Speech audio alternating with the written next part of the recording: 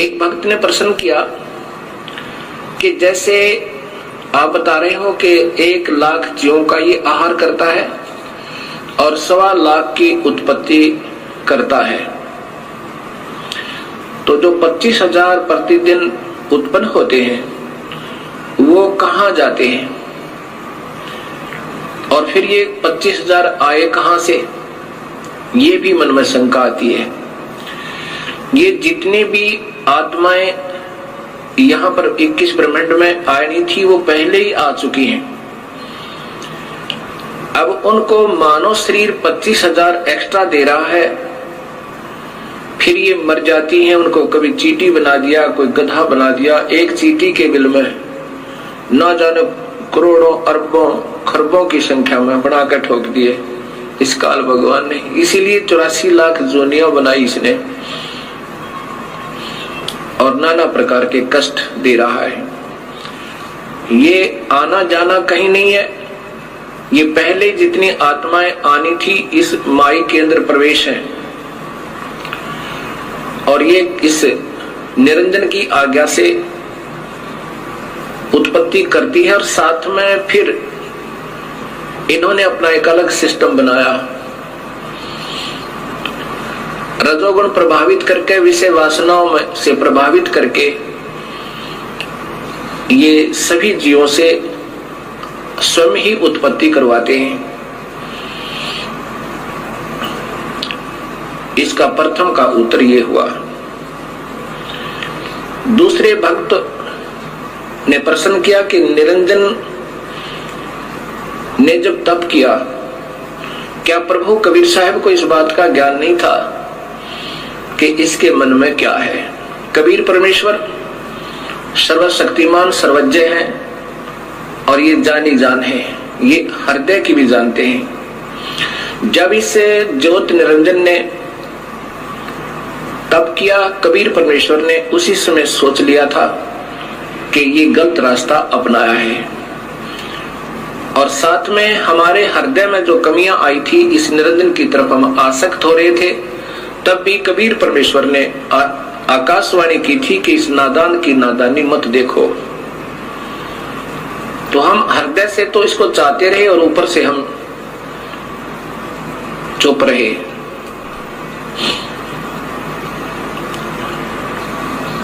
और परमेश्वर कबीर साहब ने मालूम था कि ये क्या चाह रहा है, वो सर्वशक्तिमान है। दूसरा प्रश्न ये हुआ कि कबीर परमेश्वर ने जो सर्वप्रथम जिस आत्मा ने स्वीकृति दी थी उसको कन्या लड़की ही क्यों बनाया? किसी और रूप भी बना सके थे, पुरुष ही बनाकर उसके पास भेज देते हैं। अब ये तो आपके मन में काल स्वयं विद्यमान है, ये काल ही है, और काल ऐसे ही उठपटांग आपके मन में खरपतवार पैदा करता रहेगा। जब पहले आप लोग और हम भी देवी देवता, हनुमान जी, श्याम जी, ब्रह्मा विष्णु महेश की, माताओं की सब पूजाएं करते थे, कभी मन में कोई उथल पुथल नहीं हुई। और जब ये अपने प्रभु को पहचानना चाहती है आत्मा, उस समय ये काल तीव्र हो जाता है, सैकड़ों शंकाएं उत्पन्न करने की चेष्टा करता है। प्रथम तो ये कारण आप समझ लेना कि आपके अंदर अगर ऐसी उथल पुथल हो रही है, ये काल प्रेरणा है। फिर भी समाधान सदगुरु आपको पूरा देंगे।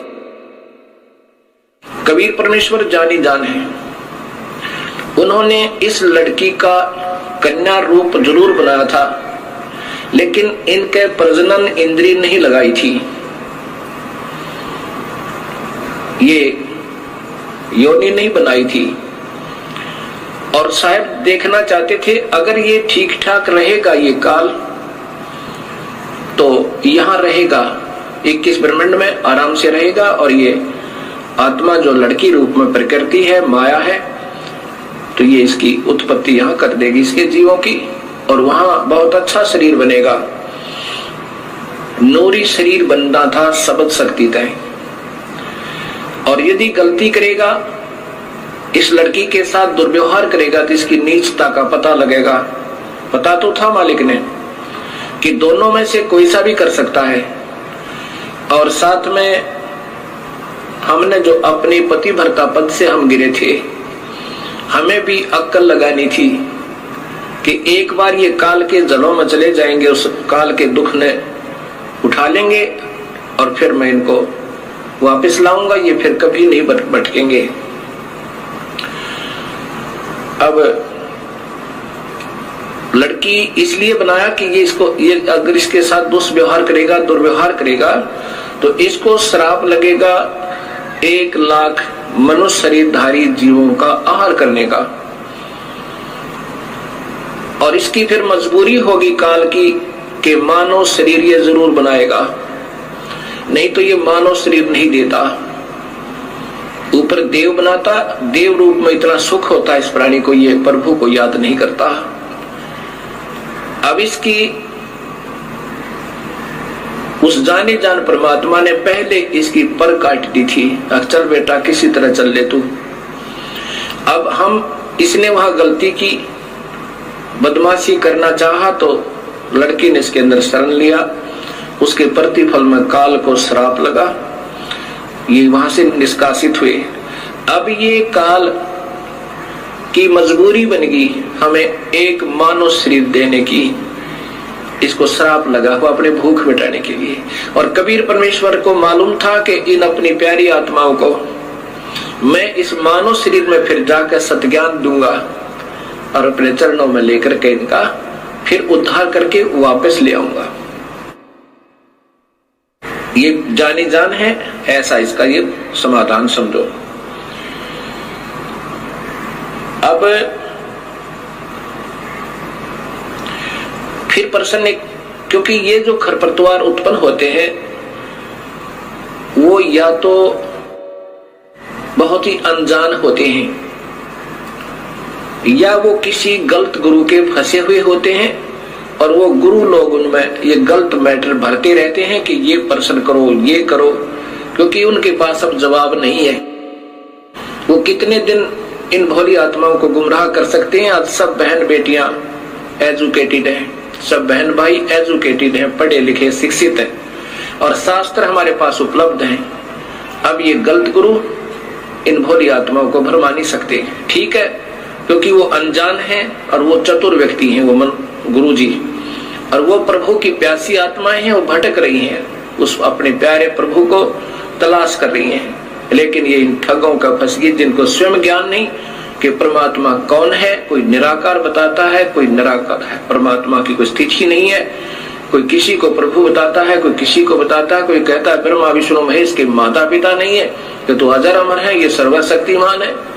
तो वो ऐसे गुरु आपको अब फिर विचलित करने की चेष्टा कर रहे हैं, जो ऐसे प्रश्न आपके मन में आ रहे हैं। फिर भी समाधान आपको मिलता रहेगा।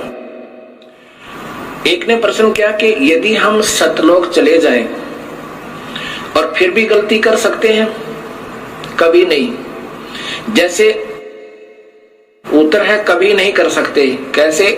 जैसे आप किसी सफर पर जा रहे हो और आप गलत रास्ते हो लेते हो, रास्ते में दलदल आती है, उबड़ खाबड़ स्थान है, रास्ते में बदमाश टकराते हैं,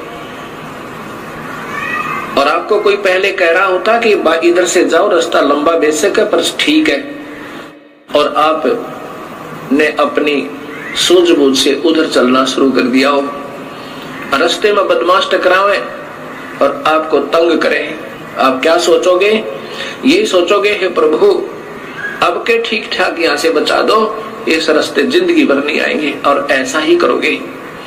एक बार अब हम काल की पीड़ा से, अपने ही नादानी से, अपने ही कमजोरी से आज हम पैर पे कवाड़ा मार के स्वयं ही दुख पा रहे हैं, और वो दयालु अब भी हमारे पीछे पीछे घूम रहे हैं, और हमें फिर अपने शरण में लेना चाहते हैं।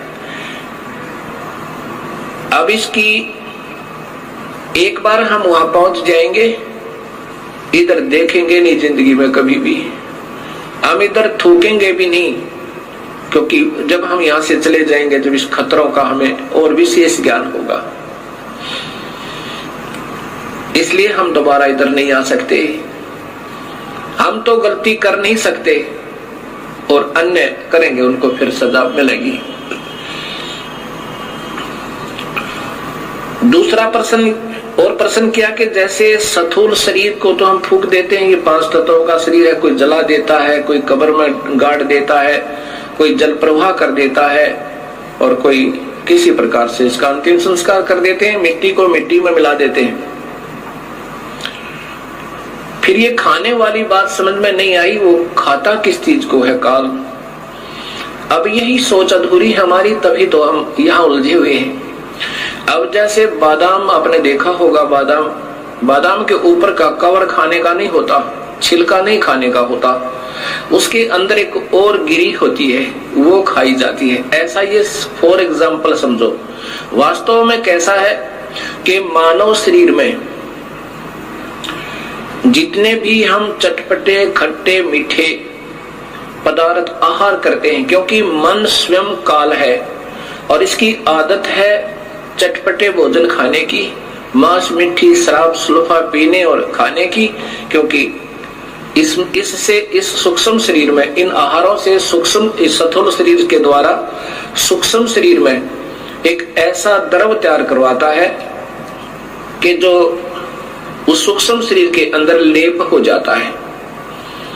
उसमें जैसे स्पंज सोख लेती है, पानी को चूस लेती है, ऐसे वो सूक्ष्म शरीर इन व्यसनों को जो हम सारे जीवन में आहार करते हैं, पान करते हैं, कोई शराब पीता है, कोई सुल्फा पीवे, कोई अफीम खावे, कोई नाना प्रकार के चटपटे भोजन आहार करता है, उससे स्थूल शरीर की परवरिश होने के बाद भी कुछ मैटर बच जाता है और उसका फिर लेप उस सूक्ष्म शरीर, इसके अंदर एक ऐसा ही सूक्ष्म शरीर है, उसके अंदर लिप्त हो जाता है, जम जाता है। उस सूक्ष्म शरीर को ऊपर ले जाके अपनी तपस्या पर फिर ये जला भून भून के बुरी तरह तड़फा तड़फा के उसमें से वो माल छुटवाता है, वो द्रव छुटवाता है। और ये इतना पीड़ा होती है इस जीव को, ये चिल्ला चिल्ला के बुरी तरह रोता है और फिर बेहोश हो जाता है। और जब इसमें से सारा मैटर निकल लेता है, इसने ऑटोमेटिक सिस्टम बनाया हुआ है, फिर इनको वहां से उड़ा देता है। फिर ये आकर के धर्मराय के पास लेखा जोखा करवाते हैं। फिर कर्म आधार पर इनको फिर 84 लाख जूनिया स्वर्ग नरक आदि प्राप्त होते हैं। अब फिर कर्म आधार पर स्वर्ग नरक 84 लाख जूनिया ये अलग से फिर इस ये काल इनको देता है, ये दंड अलग से होता है। और जीव अजर अमर बताया है, ये मरता नहीं, जीव नहीं मरता, लेकिन इसकी दुर्गति मरने से भी बदतर हो जाती है और फिर कर्माधार पर ये अपने संस्कारों को भोगता रहता है। एक भक्त आत्मा का प्रश्न, ये तो बिल्कुल ही नादान आत्मा का प्रश्न हो सकता है जो उसने किया। उस भक्त आत्मा ने कहा कि महाराज जी, हमने पहली बार आपके मुख से ये सतलोक सुना और शास्त्रों में प्रमाणित देखा। ये तो हृदय ने स्वीकार कर लिया कि वो स्थान सत्य है जो आप बता रहे हो, और वो भक्ति भी सत्य है और वो मंत्र भी सत्य है जो आपने प्रमाणित बताए कि इन 3 मंत्रों से मुक्ति होगी। वो वेदमय प्रमाण है, गीता भी प्रमाण देती है, तो इससे बड़ा प्रमाण इस पृथ्वी पर नहीं हो सकता।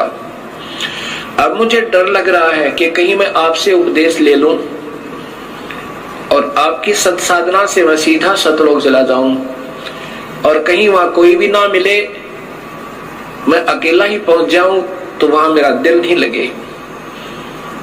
तब मैंने उससे कहा, नादान,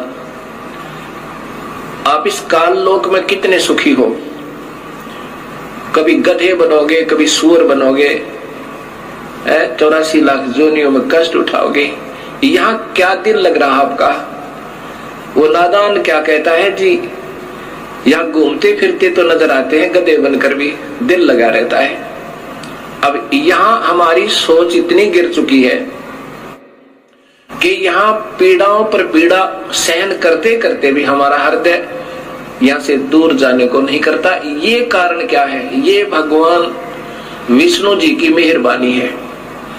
इसने हमारे यहाँ एक सतिथि बनाई हुई है, हमारे को यहाँ पर फंसाया हुआ है, यहाँ से हमारा हृदय नहीं हिलने देते।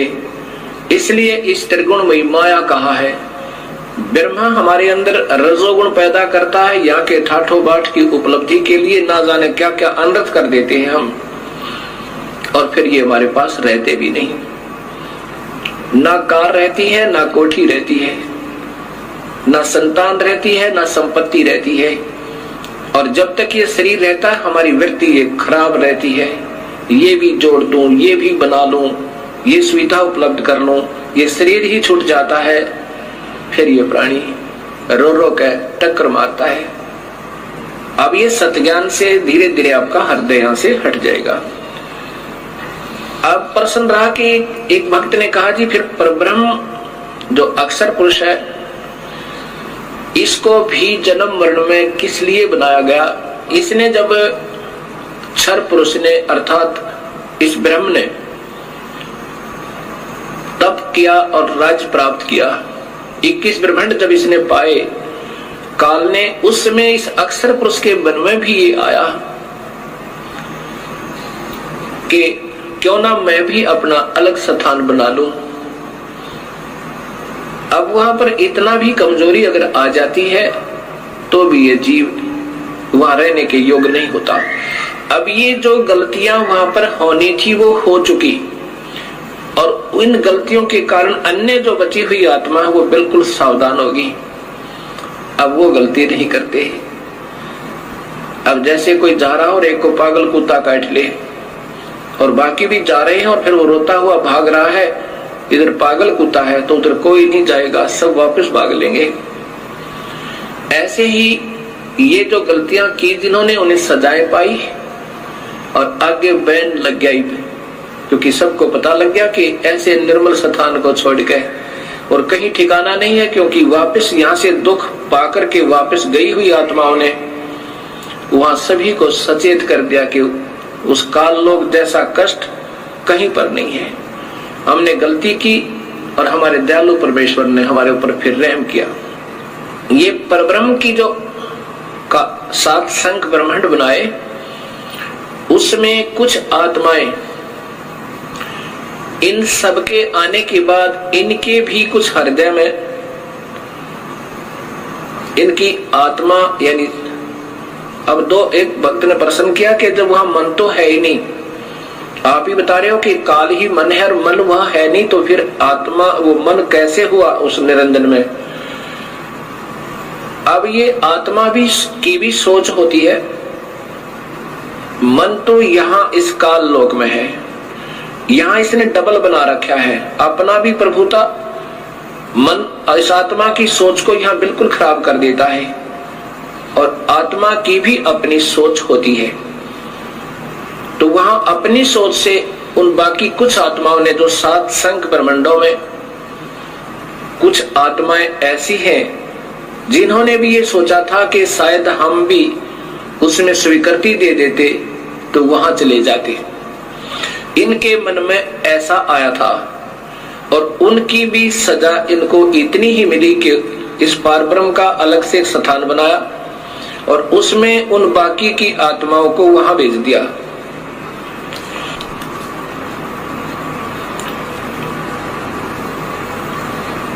अब जो आत्मा परब्रह्म के लोक में रहती हैं, अब उनको ज्ञान हो गया कि वो तो बहुत परेशान है नीचे के लोकों के व्यक्ति जितनी आत्मा गई है। अब वो कभी नीचे की वृत्ति नहीं रखते, और जो आत्माएं यहाँ सतनाम प्राप्त कर लेती हैं, केवल सतनाम। सतनाम कौन सा होता है? 2 मंत्र का। एक तो उसमें ब्रह्म का मंत्र ओम है और दूसरा और मंत्र है, वो सांकेतिक रखा है, वो अधिकारी को ही बताया जाता है जिसको देना होता है।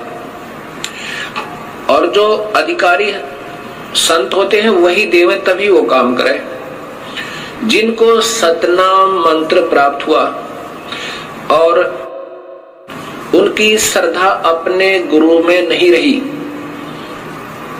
ये इतने दयालु परमेश्वर हैं और कुछ वर्षों तक उसने सतनाम की विधिवत साधना करने के बाद आपकी सतलोक जाने की वृत्ति नहीं बनी या आपकी इतनी कमाई नहीं बनी उस मंत्र की, तो आपको उस परब्रह्म के लोक में भेज दिया जाता है। किसको भेज दिया जाता है? जो ओम नाम की कमाई ये सारी यहां छोड़ दी जाती है इस काल के लिए। जैसे गीता जी के अध्याय नंबर 18 के श्लोक नंबर 66 में लिखा है कि अर्जुन, तू मेरी सभी पूजाओं को मुझ में त्याग दे। पूजा कौन सी? जो ओम नाम की कमाई, यज्ञ, हवन, धर्म, ये जाप की कमाई यहां छोड़ दे, मैं तुझे ऋण मुक्त कर दूंगा, मेरा कर्जा तेरे से उतर जाएगा। यानी तुझे ऋण मुक्त कर दूंगा, अर्थात कर्म मुक्त हुआ। वो आत्मा फिर इस पारब्रह्म के लोक में चली जाती है। और वो लोक, एक तो वहां पर ये खाता नहीं, जैसा मैंने पूर्व बताया कि पूर्ण परमात्मा तो खाने वाले, वेद में लिखा है ऋग्वेद में कि खाने वाले और न खाने वाले इन दोनों भगवानों से भी बड़ा है। खाने वाला काल है, न खाने वाला ये परब्रह्म है, इनसे भी बड़ा है, अर्थात वो सत्पुरुष है। तो वो परब्रह्म जीव आहार नहीं करता, उसने ऐसी गलती कोई नहीं की, लेकिन मन में फिर भी थोड़ी कमजोरी, उसकी आत्मा में थोड़ी सी वीकनेस आई थी, तो उसका भी सजा उसको भोगना पड़ा। तो वहां ये यहाँ के हंस फिर वहां पहुंच जाते हैं। वहां पर इतना बढ़िया शरीर है, यहाँ के देवताओं का, ब्रह्मा विष्णु महेश का भी नहीं है। जैसा कि आपको बताया था कि यहाँ के देवताओं का तो शरीर है जैसे चीनी का कप बना हो, सफेद कप जो चाय पीते हैं, और हमारा मिट्टी का बना हो सीधा ही, इतना कमजोर है। और जो परब्रह्म के लोक में परब्रह्म और वहां के रहने वाले जितने हंस हैं उनका सटील का समझो, इससे ज्यादा सथाई है, लेकिन है नासवान फिर भी। अब ये सोचकर इस पर ब्रह्म को समझना, इसकी उत्पत्ति यूं हुई। और फिर जो सत भक्ति करता है और जिसको सतनाम भी मिल गया और कमाई फिर भी पूरी नहीं हुई, और साथ में यहाँ की कोई इच्छा आपकी रह जाती है, तो कबीर परमेश्वर हर ब्रह्मांड में अपना अलग स्थान बनाकर रहता है। इन आत्माओं को जिनकी अधूरी कमाई है, भक्ति पूरी नहीं हो पाई, कि काल के ऋण से मुक्त अभी नहीं हो पाए, और परब्रह्म का भी, क्योंकि परब्रह्म के लोक को पार करना है, उसका भी ऋण देना है। वो दूसरे मंत्र से, तत् मंत्र से कमाई करनी है, वो तत् मंत्र संकेतिक है। इन दोनों का मिलकर जब ये योग्य हो जाएगा, दोनों का ऋण उतरने योग्य हो जाएगा, तब ये कबीर परमेश्वर इनको सारनाम देकर, सारनाम की कमाई साथ करवा कर, और फिर यहाँ से सतलोक ले जाएगा। जब तक आपकी पूरी कमाई नहीं बनी होगी तो आपको यहीं रखेगा, और आपकी थोड़ी बहुत भी इच्छा इस लोक में रह जाती है तो भी इसी ब्रह्मांड में एक स्थान ऐसा है, वहां कबीर परमेश्वर आपको रखेगा। वहां पर आपको तपतशिला पर नहीं जाने देगा, तपतशिला पर नहीं जाने देगा, और न ही कुत्ते गधे सुअर बनने देगा, क्योंकि आपकी कमाई इतनी हो जाएगी और साथ में आपके पाप कर्मों परमेश्वर कबीर साहब काटता रहेगा। जब ही नाम हृदय धरो भयो पाप को नासे, जैसे चिंगारी अग्नि की पड़ी पुराने गा।